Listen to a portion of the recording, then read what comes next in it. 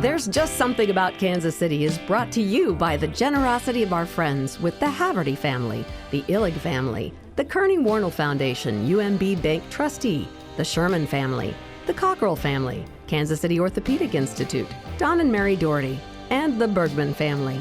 Thank you. Folks, welcome once again to another edition of There's Just Something About Kansas City. We talk about the people, places, and things that make this such a great place to live. Don't forget, you can get us anywhere you get your podcast. We're on YouTube as well, and you can watch it. This is a great episode to watch, I'll tell you that. And also, don't forget, Sunday mornings, 11:30, KC PBS. You can see our podcast as well. There's Just Something About Kansas City. I am now sitting in the Museum of Barbecue, right beside the guy behind this whole thing, Jonathan Bender.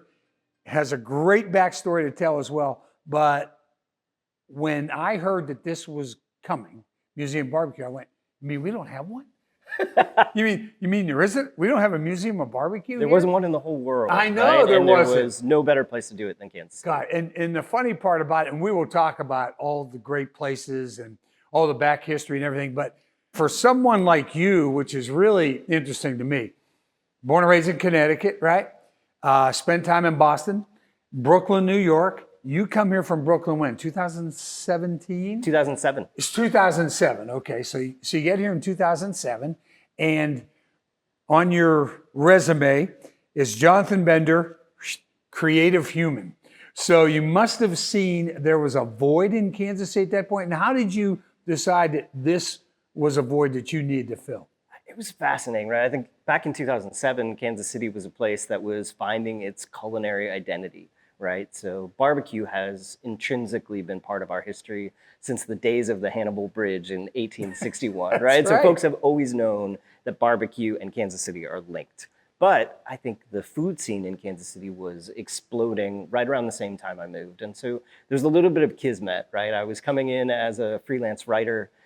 At the time, there weren't a lot of people writing about food, right? So you had Jill Silva, who was the food editor at Kansas City Star, the late Charles Fruzo, who's a terrific food editor for Kansas City Pitch. And there was this ability and opening to discover a city through its food. And for me, that was wildly entertaining. It's part of my own interest. And it's also a way I feel like you can learn the stories of people, right? You know, food isn't just about the food itself, but it's about culture, who's making it, who you're eating with, all of those ways in which you can experience a city through what you're eating. Yeah, right. And you didn't come here to do this. You were a writer, Emmy Award-winning documentarian as well. So you came here totally doing something else. Yeah, I was writing at the time, right? So I'd written a book about adult fans of Lego and done a ton of feature writing. Right here. I know it's a really, there's some kismet aspects to what's happening in my life.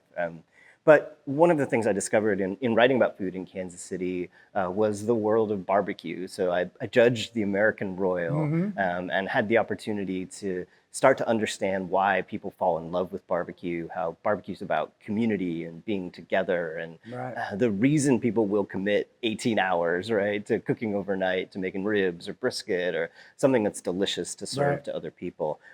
And part of me fell in love with Kansas City barbecue culture. Part of me fell in love with the food itself, and then also the aspect of how we could tell stories differently. So my background was originally in writing. I became the food editor at Kansas City PBS. We made a documentary called Burnt Legend. It's about a 30-minute documentary about burnt ends, that iconic dish here in Kansas City, it is, right? Yeah. Crispy edges of the brisket, like crunchy on the outside, melt in your mouth on the inside. You know, they're a perfect bite of barbecue in some ways. And as I kind of became immersed, I realized there were different ways to tell stories. Yeah. And I really kind of got it in my ear or in my brain that I wanted to create a place that would celebrate barbecue. Yeah. And those communal aspects. Yeah. And the idea for the Museum of Barbecue was born. Yeah, Museum of Barbecue here right in Crown Center. So it's just, I mean, it's very, very convenient, centrally located. Great if you're in, shopping at Halls or whatever you're doing here. Or eating at burn ends, you can find out how those burn ends became legendary here in Kansas City. But so did you initially, when you thought about this, were you writing something else? Were you doing the burn ends thing and figured, why isn't there something else here. Why isn't there a museum about this? Yeah, it happened kind of concurrently. Because you're right next to, you have Union Station, which is a museum for all practical purposes. World War I Museum Memorial's right up the hill. So you're probably, all of that is in your brain, right?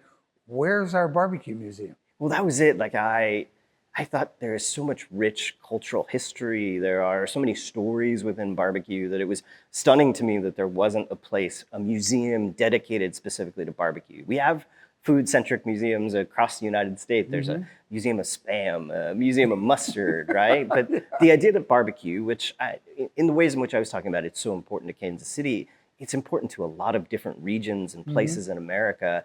To have a place that could stand for some of those stories, it felt like a no-brainer to me, but also it made me wonder, why hadn't it been done before? And so you're a foodie for all practical purposes in a lot of ways, right? Sure. But you came from the Connecticut, Massachusetts, New York thing, and they're not big on barbecue. It's more pizza and pasta. Absolutely. And maybe even steak or seafood. Sure. There's a lot of that there, but it's not really a barbecue for them. No. Eating hot dogs. I mean, I miss New Haven style pizza without question. It's one of the few things, right, that when I go back to see my folks, that's on the list of what we have to eat. Sure. And so I think in some ways coming without a legacy or a personal history of preconceived barbecue. notion. Preconceived notion, because it's really hard to compete with nostalgia. When someone comes in here and says their favorite is Gates or Jack Stack or Arthur Bryant's or Joe's, I recognize in part that's because that's where their family went, or their mom loved the sauce. So they grew up on it. They did. And so I when folks talk about Kansas City barbecue in that way, I recognize the other places that do barbecue differently, right? The dry rub of Memphis or the salt and pepper on a brisket in Texas. That may not feel like barbecue to you because it isn't what you grew up eating. And so in some ways, coming without preconceived notions, I think was a real boon to me, right? That I had the opportunity to kind of be welcome to all comers. And for me, barbecue is a little bit about time and place. So who you're eating with, what you're eating, and the atmosphere, I think they all factor into that experience of you saying, these are the best ribs I've ever had, right? Yeah, absolutely. Which I probably won't put you on the spot too much about your favorite. You can ask me whatever you want. Oh, good. Okay, well, we'll get to that. But let's go back to the origins. You may have even earlier origin than this, but I've got 1908 and Henry Perry. Yeah. Okay, here in Kansas City. He sold smoked, meat-wrapped barbecue in newspaper in the Garment District. And that's how it all got started, right? And really, it was unification. I mean, we had the stockyards were all here. Yeah. So the meat was right there. Okay, meat was readily available, right?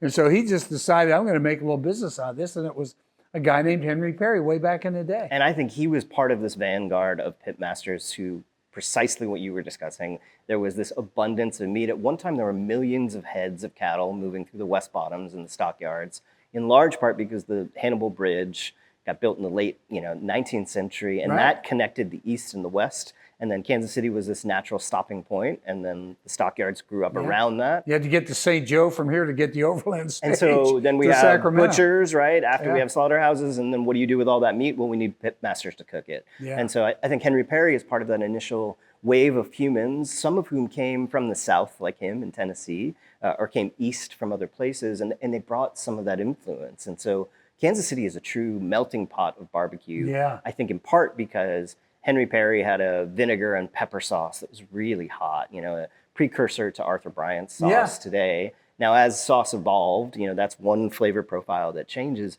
But Henry Perry also cooked possum and woodchuck, groundhog, raccoon, possum. He worked on steamboats as well, as he was growing up. He was a very eclectic guy. 25 cents a slab. I mean, can you imagine going back to the day, right? There was a time when brisket and ribs were seen as undesirable because they took forever to cook. You had to cook them at a long time for a low temperature. I mean, if you could get a 25-cent slab of ribs today, that would be incredible. It would be just incredible. But he's from Tennessee, so he had that harsh, peppery flavor of his original rub or sauce on the meat. Right? Yeah, and a vinegar taste to it as well. And so I think that's one of the interesting parts of Kansas City, right? We've adopted aspects of the Carolinas or Tennessee. Right. And then when you look around menus, you will see pulled pork and brisket and ribs, which is different than other places. Texas, it tends to be all about beef. In the Carolinas, it tends to be all about pork, Whereas here in Kansas City, we really have pitmasters cooking almost every type of meat. Yeah. Hopefully not a whole lot of raccoon or possum anymore, okay? I mean, I haven't had it. I will admit that I would try it. You don't know whether or not you've had it or not. Oh, okay? fair enough. None of us You're do. saying it's like a deep fried food, yeah, right? Exactly. A couple of his apprentices were Charlie and Arthur Bryant, and then the Bryant's name comes up.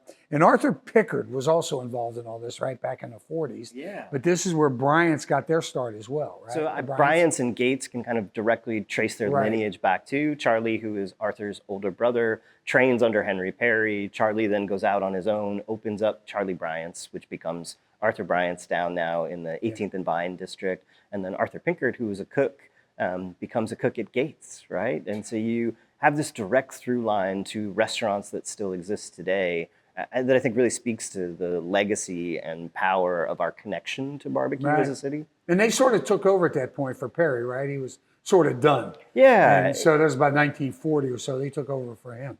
And I think that aspect, when you look at what's around today, part of the reason we have the Slaps and the Joes and the Q39s of the world is because we have such a rich legacy of barbecue, that made people say, all right, if I'm coming to Kansas City, I'm going to eat barbecue. Yeah, and a lot of it is, you talk about people and it's location, location, location for real estate, right? And it's the same thing for a restaurant. 1727 Brooklyn, near the old municipal stadium. It was a perfect spot to be at that time. That's it. Everybody would stop in and go to the game. You get your barbecue and butcher paper, wax paper that you're taking with you. I love that idea of a neighborhood spot. And Arthur Bryant's is where we get burn ends, which are the signature contribution of Kansas City to barbecue. And originally they were given away for free. Calvin Trillin wrote about them in the 1970s. He called them burned edges. Yes, right. He lamented that somebody was getting those for free while he was paying for food. He was also the guy that in Playboy magazine, his article, he said, Bryant's best restaurant on the planet. On the planet, right? And then all of a sudden now you have tourists. It becomes a tourist stop. If we're going to Kansas City, we're going to eat barbecue, we got to go to this place called Bryant's, right? That was the original. Absolutely. And I think that part, right, where, okay, what are the spots we got to go to and why do we have to go to them? And again, it speaks to nostalgia, right? There obviously is a special place in Calvin Trillin's heart, like so many other people, for the food they serve at Bryant's. And then what about Ollie Gates? How did he get his start as well? Yeah, the Gates family, right? I think it's such a neat legacy, right? Where he's the son of... and he took over that operation, and in his 90s, right, he's still a living legacy that stretches back to really some of the most popular early days of barbecue. You look at Gates throughout the city. There's this really lovely moment. We were open here at the Museum of Barbecue for about a week, and a woman and her daughter walk in, and in our meat room, we have a butcher counter with aprons. And so the mom dons the apron, and I can see she's getting really excited. And the next family that walks through the door, she just yells, "Hi! May I help you?" Oh my God. And it was a perfect greeting from like that way of encapsulating how everybody has been greeted at Gates for literally decades. Now, the only problem was the next family who happened to be walking in was a family of 4 from Germany who had zero context for the what is going on? This perfect joke. So I had to explain to her, right? That was an amazing Kansas City reference that unfortunately this couple, from Germany just didn't have the context for. But I love that aspect of community and experience, right? You walk into Gates, right? You're going to get yourself a long end or short end of ribs, or you're going to get a nooner around lunch. And in part, their sauce is such a really fascinating encapsulation of... It's different than a lot of now Kansas City sauces. I think a lot of Kansas City sauces now are a little sweeter, on the sweeter side. And KC Masterpiece. I think KC Masterpiece absolutely had an impact on that, right? You have a tomato molasses base, you get the acidity of tomato, the body and sweetness from brown sugar and molasses. But you're right, I think Gates has cumin and celery seed and really has a neat spice profile, very much their own. What's funny and what I learned is I'm researching all this and looking up. They say, that you hear the name rub. Yeah. Okay, there's a rub for this. It's this kind of rub or that kind of rub. But you're not supposed to rub it into the meat. No. You're just supposed to sprinkle it on the meat, but don't rub it in, right? Yeah, over time, that's rub is how we get bark, right? And so bark is that delicious exterior coating on the outside of a piece of brisket. Yeah, that crispy. Color, crispy, you're right, it's giving you texture, but it's also helping to keep moisture in. It's serving a lot of different purposes. And what I love about Kansas City barbecue is we tend to have a savory rub with a little bit of sweetness from brown sugar that then plays off a sweeter sauce. So in combination, right, when you're experiencing those things together, you end up with this really complex bite, where you're taking your ribs and putting a little bit of sauce on them. It's a kind of a flavor wheel. Right. We sort of glanced over the burn end thing. Yeah. Let's go over the burn ends were actually discarded back in the day down at Bryant's, right? They were just that's the incredible thing, crazy, right? yes. The incredible That's thing to all me. anybody wants to eat or burn ends. Well, because they're delicious, right? Yeah. Like a burn end off the smoker is a rare treat. I've heard pitmasters call them meat marshmallows, which I think is like just such a lovely encapsulation. That's a great description. But I think that speaks to kind of the power of pitmasters as entrepreneurial humans, and also people who can make things that are inherently delicious, because it was all about supply and demand, right? So the scraps that would have been brisket naturally tapers at the edges, so it gets a little crispier, you get a little bit more color on the outside.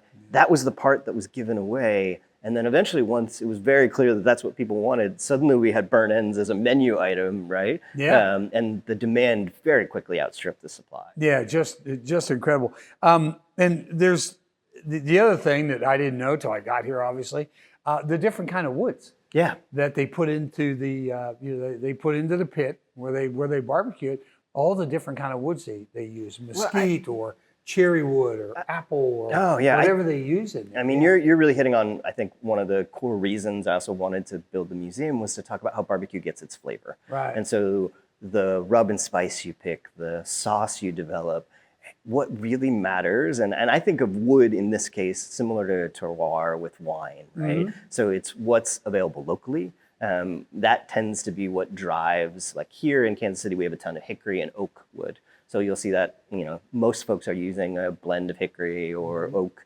Down in Texas, they have mesquite, which has this really big, bold punch of smoke, but the kind of thing that cattle or beef can handle. And so wood will impart very specific flavors and aromas. A lot of folks might use fruit wood. You were talking about cherry, right? Or apple as an accent note. The same way in which you might have finishing salt or somewhere else. Like a pitmaster will have his own proprietary blend of wood, and they might talk about that the way someone would talk about a secret recipe or something else, because my wood blend is the reason my barbecue tastes the way it does. Like this, exactly. And people take a lot of pride in it too. And they find out it's not just cranking up the gas, propane, and cooking a steak, or using just charcoal, plain charcoal, or whatever. There is a lot more to this, especially when it comes to smoking the meat. There's a lot more to this than meets the eye, and it does become an obsession with people. I really love that you said meets the eye. Like, it makes me happy. The food puns just start. So we just keep dribbling all over ourselves here. Yeah, you're right. But that is the interesting part of it too. That's why there's so many books on it and the whole thing. Yeah, and I also think that really speaks to the identity of a place. The hardwood charcoal, to your point, where you would have a bed of charcoal coals and a whole pig cooking on a grate. You'll see that throughout the Carolinas. And that's a really important part of how things are cooked and why they're cooked the way they are.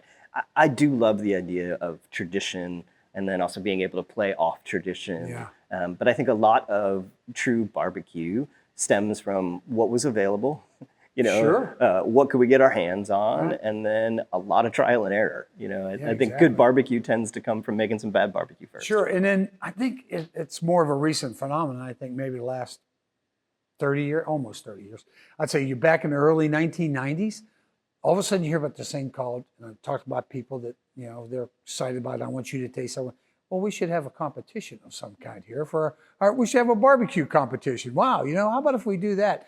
And I think that is what then spawned so many other restaurants too, because these people would win the awards and you were a judge.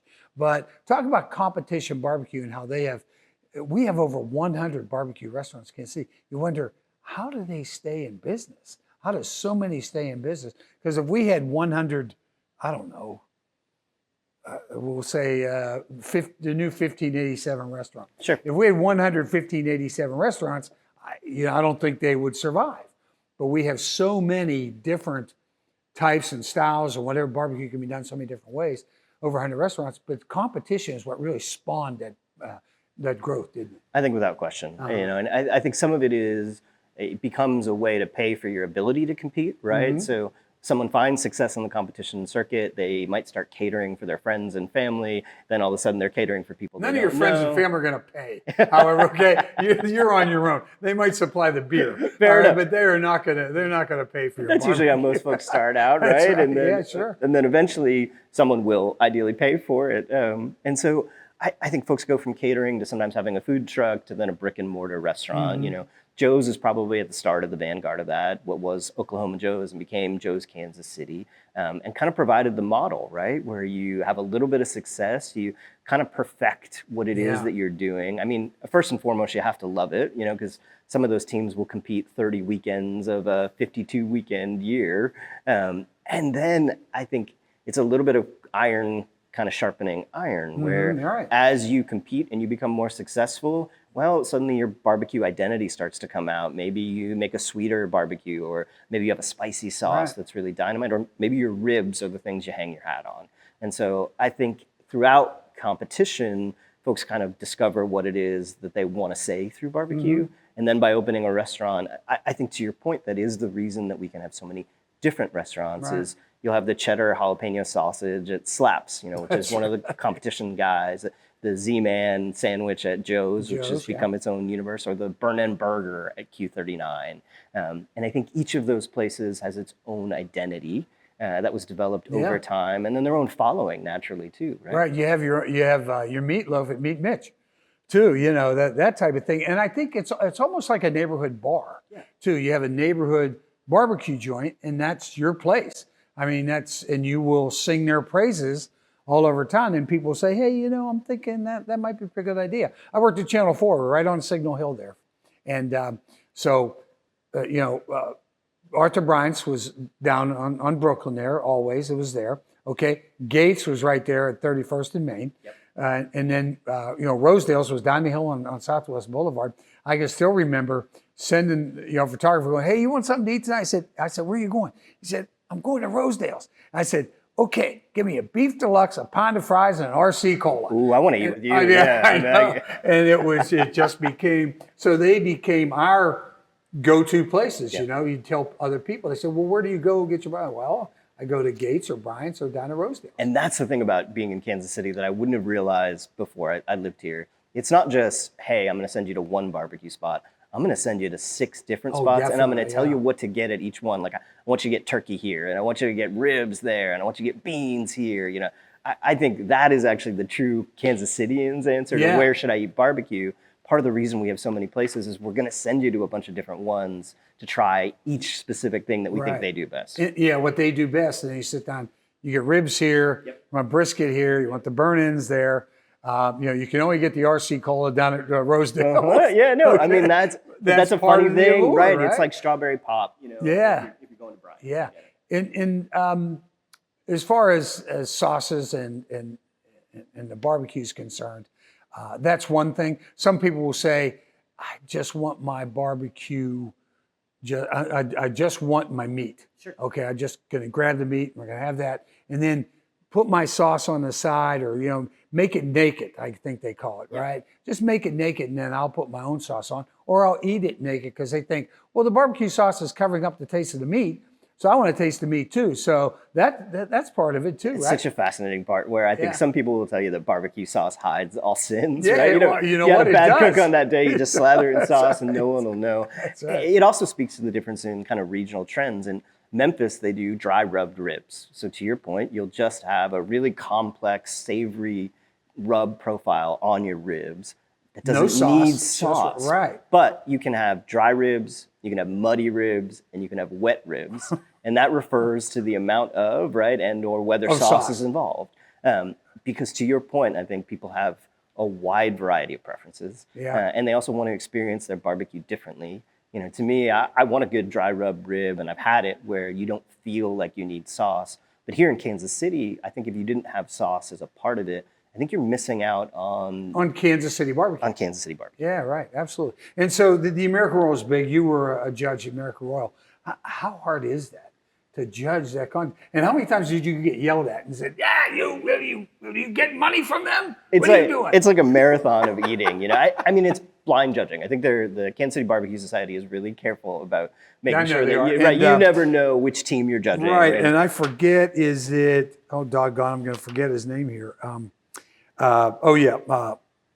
Artie Davis. Yeah. He is Remus Powers. Yep. So Artie Davis, right? He's for the one years in charge and years, of all the. You have to take an oath before you start. Yes, you have judging, to take an oath. Yes. where you promise to be an impartial judge and hold up the American way. It's incredible. You can look it up online. It is a terrific oath. Yeah. But I view it as a little bit of an endurance or a marathon of eating, right? Where you start out and you're so excited because they're bringing you trays of chicken or boxes of brisket. You really have to be careful about how many bites you take, because I think on that day I ate almost 2 pounds of meat. Oh, and that was just through taking one. I wouldn't even know how you differentiate. How do you clean your palate? There's saltine crackers on the table, and there's water. And so you do a little bit in between. Palate fatigue is certainly part of it, right? When you eat that much barbecue, absolutely, the end of the day, I think you're probably not quite as sharp or excited as you were at the beginning. But it's also one of the ways in which I think really excellent barbecue can shine. So if you're on your third or fourth category of judging and you come across that one delicious bite of barbecue chicken, that's going to be great chicken. Yeah. And you're going to score it really well. Yeah, you don't want to become a wine sommelier, or is that next? I mean, I think from an interest standpoint, right, I very much feel like a jack of all trades, right? Like part of it is natural curiosity. Yeah, part of it is wanting to eat and drink everything, So I think barbecue is such a rich arena to explore. I mean, here in the museum too, I love the idea of educating folks about the other parts of the country. So if you're asking me what's on my bucket list, right, I still would love to tour and experience all the places where I haven't been able to eat barbecue, because you want to find out. You'd be able to write the whole thing off too. What are you waiting for? I mean, we had to get open. Jump in I need car, to get be the here kids and a wife. That sounds like a great road trip. Right. And that's actually, we've experienced that where folks are touring the country and they stop in here along their barbecue road trip. And it makes me jealous because the stories they tell, right, of getting really thick cut brisket in Texas, or like a pile of pulled pork in the Carolinas. You just want to go have that meal. Yeah, it's interesting too because of the American Roll. It's the world's biggest barbecue contest in the world. Getting a gold medal, a win from them it just would skyrocket your career if you decide to open a restaurant. The whole thing, and now the competition. If you win the competition, you also, it was a Meat Rushmore won it this year. They end up at Kansas City International Airport, and they have the barbecue restaurant there. The winner from a couple of years before was there just before them, and I think it's a 1-year deal. Or the OG Bandits were the previous team, and you're at the airport when people come in. That is, I mean, can you have a more Kansas City story, right? No. Of like it feels like you're toiling away in the minors, and then you suddenly have this beautiful promotion to get called to the majors, and that might be the first bite of barbecue that somebody has when they come to Kansas City is your barbecue as a competition barbecue team. And so that, I think that level playing field or dreams of grandeur is part of the reason that competition barbecue, the idea that literally on any given, Saturday to Sunday or Friday to Saturday, you and I might step up against Jeff Staney of Joe's Kansas City or Joe Pierce of Slaps Barbecue and try and beat them, right? And maybe our barbecue does. Yeah. Because and you believe you can beat them. I think so. I think you wouldn't do it. Especially blind test. Yeah. Blind test is the most important thing. So. Sure. I think it's what makes it fair, but it also probably lets you know, like, is my barbecue what my friends and family tell me it is? Because to your point, right, when you're in your backyard, everybody's going to tell you it's great, but at a competition, you have to earn it. Yeah. They also do kids. Yeah. They have a kids barbecue competition too, right? Which is adorable, right? I mean, like if you've ever seen, so cute. because the kids can't get help during the actual competition, they have to do all of the cooking. Wow. And actually the National High School Barbecue and Grilling Championship was just outside Kansas City this year in Edgerton.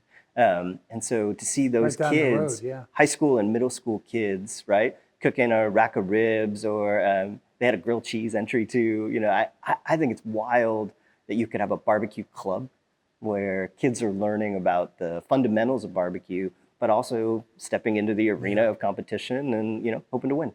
And we touched on it a little bit, and as you move forward, you've got Jack Stack, then you've got, Smokehouse. Yeah. You also have Rich Davis, of course, with KC Masterpiece.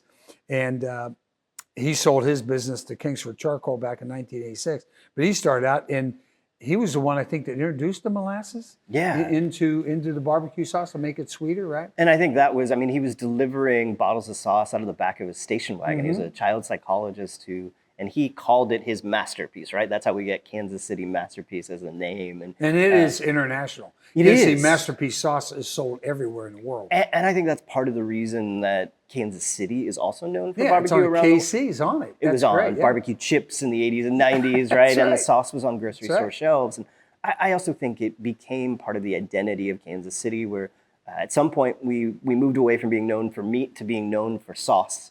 Even if Kansas Cityans would tell you, we really think the story of Kansas City barbecue is as much meat as sauce. When folks are coming in, they want to try that sweet, tomatoey sauce that we're known for. Yeah, right. So there are people that have been in and out of the business as well. Kurt's Famous Meats closed in 2018. They were in business for 70 years. Yeah. So they were around for a long, long time. 8-time winner of the American Royal Barbecue. Just, they were lady meat cutters, right? Yeah. So, you think about guys toiling over all this stuff and building the pits and, tending to all the meat and stuff. But women have been very, very involved in this business. Absolutely. I mean, the Jones sisters out in Kansas City, Kansas with Jones Barbecue, they were on Queer Eye a few years ago. That's right. And Roosevelt, we have their sauce. They make a coconut pineapple barbecue sauce. Yes. That's dynamite. I have it written there, coconut. That sounds delicious. Oh, on chicken, it sings, right? Yeah. And that idea, I think, of barbecue sauce being something that can be almost whatever you want it to be, it's become this incredibly expansive category that I think, similar to beer, I could give you two barbecue sauces that are wildly different. The white sauce of the Alabama that's based on mayo versus the mustard sauce of the Carolinas, that has that big punch of mustard from South Carolina. Or here in Kansas City, that that sweet molasses, that thick pour, right? It's a really neat encapsulation, I think, of people's vision for their barbecue is how they make their sauce recipes. Yeah, Jones and KCK, Deborah and Mary Jones, pretty straightforward, right? They're not over smoked, right? And they're not over sauced either, correct? No, I would think you're doing the saucing if you're there, right. And they still cook low and slow over time, that everything starts early in the morning. I loved the idea that during the pandemic, they had a barbecue vending machine where you could actually get clamshell packages of barbecue and then heat it up when you came home. It was such entrepreneurial. Well, that's it, right? Smart, it's such a legacy of pitmasters. They had to custom develop a machine that could hold barbecue. Yeah, and then you just go pick it up. Yeah, it's almost like going to the Amazon mailbox thing where you put the thing in. And but it's even better because you're getting chopped brisket. Right, or instead eggs. of something you don't need. There you go. From Amazon. Rosedale is the oldest continuous barbecue restaurant in Kansas City. July 4th, 1934. Yeah, it's an incredible legacy, and I think in many ways Rosedale has had that continual legacy where if you've walked into Rosedale, even if it was 10 years ago, walking in today will still feel the same. And they do things like a smoked turkey that's really really different and traditional and delicious. I think that part of having places that stretch back so long alongside, the young guns or the new spots like Wolfpack in Columbus Park area. Yeah, right. I think the new spots kind of push the traditional spots to keep up. Iron sharpens iron. There you go. You better stay after it. Yeah, absolutely. And, Q39, Meat Mitch and the Char Bar, Slaps, LCs.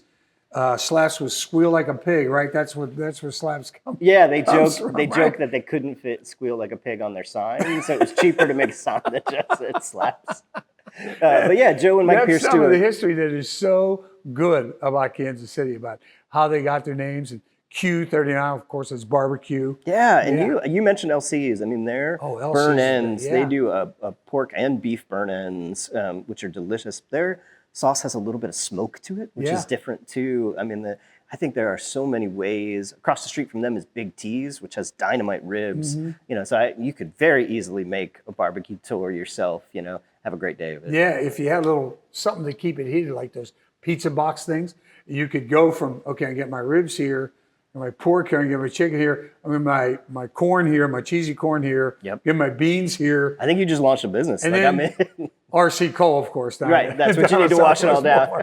Absolutely. Another interesting story about this is William Cheney in the 1990s. Talk about him. He was a pitmaster.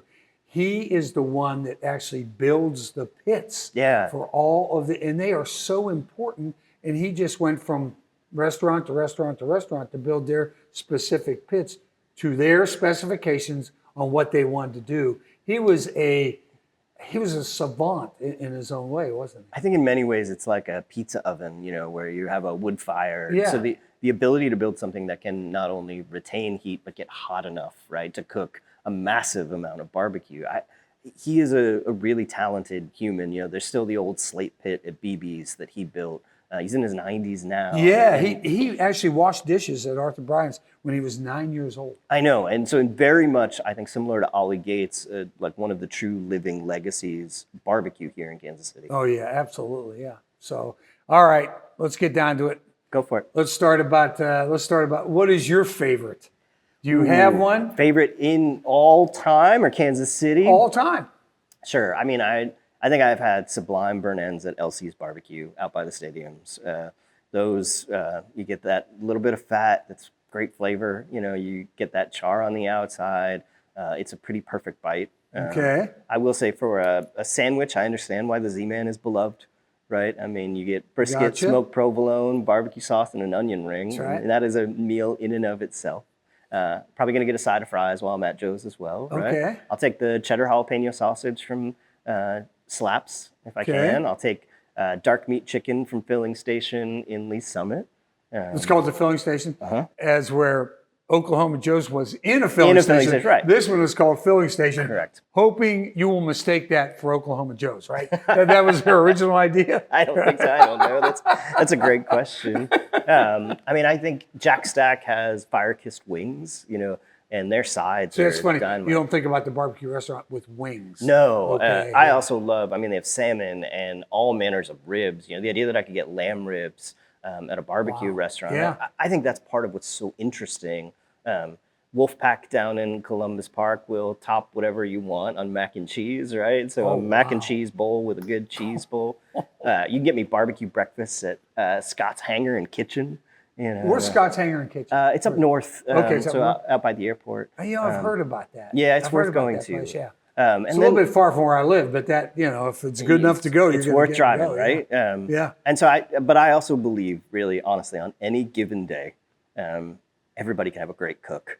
And so you can walk in, and Yeah. if they tell you this is good today, you're going to be happy, Yeah, right? right. And so I think I enjoy that aspect of like the next barbecue meal could be your favorite. Yeah, absolutely. Where did Gates High May Help You come from?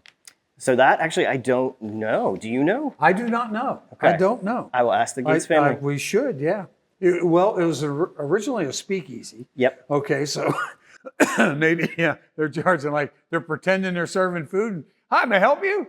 Can I see your credentials real quick, please? Ooh, You're I a don't police mind. officer, Right, like a right? gentle, sure. I don't mind that as a way to sort of suss You're everybody not out. Elliot Ness, are you coming in here to break up our speakeasy? Yeah. So it was a speakeasy. The red roof and the strutting man, of course. Yep, classics. Is really classic, just absolutely classic. So where's barbecue go from here? Where do we go? I mean, I think part of it, the thing that's exciting to me and interesting is some of the ways that fusion is happening. So, I mean, one of the other spots I'd mention is the burnt end chili at Woodyard Barbecue. Right? Yeah. You wouldn't think of barbecue and chili being That's something on that- Merriam Drive, right? It is. Merriam They've got an Drive, actual yeah. Woodyard at Woodyard Barbecue, Yeah. but you get that smokiness of the burnt ends, and then you kind of get that depth and roundness of flavor from the chili. It's delicious. Yeah, I've been in there a lot. My son-in-law and his father are in Service Supply, which is right there. And every time I go down to visit them, I always drop in there and get them something. I mean, smart man. And Yeah. so I think that aspect of kind of bringing things together in unexpected ways. So burn end burger at Q39, for example, or the way in which they'll put brisket in an egg roll or crab rangoon Yes, right, at exactly. Buck Suey. And so I think some of the, fusion is a one word that you might use, but I think a little bit of like that smash up of, how can we put barbecue into dishes or that flavor of smoke? I think you see it on restaurant menus all the time. The Rieger that used to be open and is now King G is a sandwich spot. They're pastrami, right? It's a smoked meat that's prepared with smoke. You wouldn't classically call it barbecue, but you would call it a smoked meat product. That pastrami is dynamite, right? yeah, And absolutely. so having folks who have a legacy of barbecue or a familiarity with smokers, I think that could be some of the next evolution of what we're going to Yeah. see in Kansas City. And we also have Maddie's Food, which is vegan Yeah. barbecue, which vegan, what, tastes like chicken? Well, like the jackfruit. So if you went to Char Bar, they've had a jackknife sandwich for a better part of a decade. Jackfruit, when prepared right, shredded, can taste exactly like pulled pork. Okay. And so there's the opportunity to use some products. Portobello mushrooms feature into the Z-Man at Joe's Kansas City. Vegetables can take smoke. I think similar to cheese, you have to be really careful you don't want to over smoke them or Yeah, right. overpower it with smoke. But there's an opportunity to add that thing you love about barbecue Yeah. to everything, right? Who would imagine some guys sitting there with jackfruit, for experimenting for how long to figure out, well, how do I make this taste like anything? Yeah, or the Wiener Kitchen, which is out in Yeah. Overland Park, they do a carrot hot dog. Now, your brain says, I don't know what to do with this, but then you take a bite, it's delicious, right? Just don't tell me it's a carrot hot No, dog. you just want like a charred, roasty, That's it, yeah. center of the bun. And it looks like a hot dog. It's a little orange. There you go. Hot dog's a little orange. But that to me, I'm really glad you brought up Maddie's. I think that is an example of how barbecue, right, can factor in unconventional ways or unexpected ways to menus. And then there's other ways to give back. Operation Barbecue Relief with Stan Hayes. Incredible. And the wonderful things they've done with people who are in distress in all different parts, not only this country, Canada, Mexico, and overseas. They go overseas with it. It's unbelievable what they do when there's a natural catastrophe in this country. I think that goes to kind of the heart of barbecue, where if you are cooking a lot of meat, invariably, you're going to be serving it to a big family or your friends or a large group of people.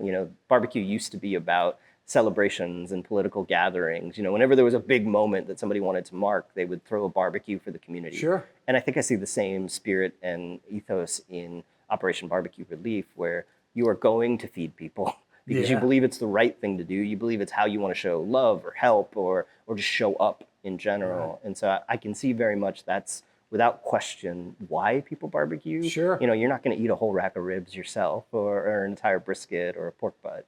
So that ability to feed people can be really meaningful and powerful, especially in a time when somebody's in distress or has had a tragedy. Yeah, and you've talked a lot about the history. You've been terrific with your time. Museum Barbecue here in Crown Center, just an incredible place. Jonathan Bender, let's talk about the museum itself. Yeah. What do people see when they get on? See, all the sauces are over there. We've got the cookbooks are over here. What is their experience here? Yeah, everybody enters and exits through the gift shop. We have over 100 sauces and rubs by design. We really wanted to give people things that they couldn't find in Kansas City. So it's sauce and rub from Texas, the Carolinas, Memphis, and Kansas City, and then a little bit of knowledge. We think of ourselves as your barbecue best friend. Most people are somewhere in their journey. Maybe they got a smoker or grill for the first time. So how can we help you cook things that are better and delicious? Yeah, and it's hands-on too. Now they're not working with real meat or sauces or whatever, but you give them an idea what it's like to try to chop up the brisket and. Well, everybody enters through that giant smoker door. It's great for kids too. It's not just for this. Is great we for see kids, barbecue as multi-generational, especially absolutely. being here in Crown Center, which has been family-friendly for literal decades. So we wanted to have an opportunity. It's a high-touch series. It's 10 interactive installations that work around two stories. We want to tell you how barbecue gets its flavor through the various elements.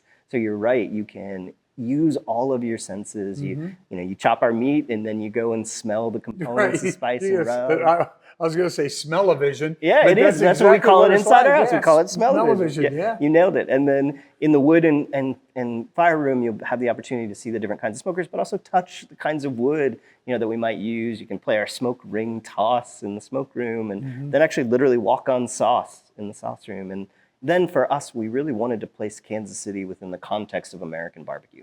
I think a lot of Kansas Cityans can tell you Kansas City barbecue history, but they may not know the same stories from the Carolinas or Memphis. And so that's where I love. And how they differ. And they really, you talked about Alabama with their white sauce out of mayonnaise. Sure. You just say barbecue sauce out of mayonnaise. I'm going, huh?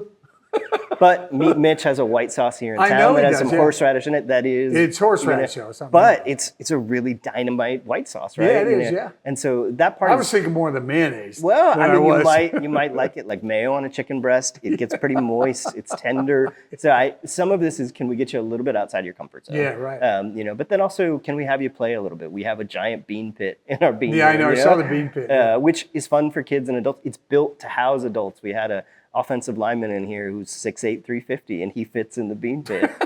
And that's joyous, right? And I think sometimes when you're playing, you open yourself up more to learn a little bit. And so by the time you walk out, hopefully you've gained an appreciation, Right. and then you want to go eat barbecue. Yeah, exactly, because you do not serve barbecue here. We don't. Just to be, We see ourselves as a gateway, Yes, really, right. where we want you to learn about barbecue, and then we can send you to Burn In Barbecue that's Yeah, on the first because floor. you're affiliated with Burn In, it's right down there. We're not affiliated, but we Oh, do. you do a lot. We You do want to interact send with them folks a there, lot. Yeah, absolutely. absolutely. But for us, I think it's really important that folks can get a little bit of an appreciation for what they're eating. Sometimes you might enjoy it more. You might say, "Oh, right, that's something that I learned there." And whether you're cooking or eating, I think we have a real opportunity to give you just a little bit of knowledge and joy about barbecue. Okay, so, and you just opened. I mean, you haven't been open very long. So I'm going to, how about a travel and exhibit? Take it to schools. Have you thought about maybe Frank, you're hired. Yeah, throw that's it an in the back amazing of idea. a truck and, take it out to schools and have them walk through the truck or get a tractor trailer? I mean, I think there's an opportunity for us. We opened in April of this year. Right, so it was you're really still important new. that we felt like we could have the experience here be right. I'm excited for what's going to come next. Yeah, and let's talk about what's coming next. The world's coming next. Yeah. 2026. What a great opportunity to just internationally just blow up Kansas City one more way on the international stage with their barbecue. And then all of a sudden, people in Germany have barbecue restaurants, and people in England have barbecue restaurants. That's the thing. The story of Burn Ends, right, is that it tends to be somebody from Kansas City goes somewhere else and opens up a barbecue restaurant. That is a thing that happens, I think, because people literally catch that barbecue bug. But having folks come in from all over the globe, we've seen that in the first 6 months that we've been open. We've had guests from literally, we had a butcher from Scotland, and families from Germany and the United Kingdom, and it's really fascinating to learn a little bit about their own knowledge or culture of barbecue, because barbecue is global. As soon as you add kind of wood and fire, you end up with smoke, and you have a version of barbecue, even if the pit doesn't look the same, or the method is different, or the spice profile is different. I love that idea that this is an international conversation as much as a national conversation. Yeah, it really is. Well, Jonathan Bender, I appreciate your time. Founder, brainchild, creative human, as he says. This has been absolutely, it's been so enlightening to me as well. A lot of knowledge. You know exactly what you're talking about. And I would suggest anyone is from Kansas City who think they know about barbecue and how it's all done, you got another thing coming unless you come to the Museum of Barbecue. So, thanks so much for having us on. Thanks. You're another reason why there's just something about Kansas City. Thanks, Jonathan. Appreciate it. There's Just Something About Kansas City is a registered 501c3 nonprofit organization with the mission of documenting the stories that have built our city to inspire and educate generations to come. Our work is being made possible by the generous support of local partners like you. You can help us share these stories by becoming a sponsor today. Visit somethingaboutKC.org to learn more.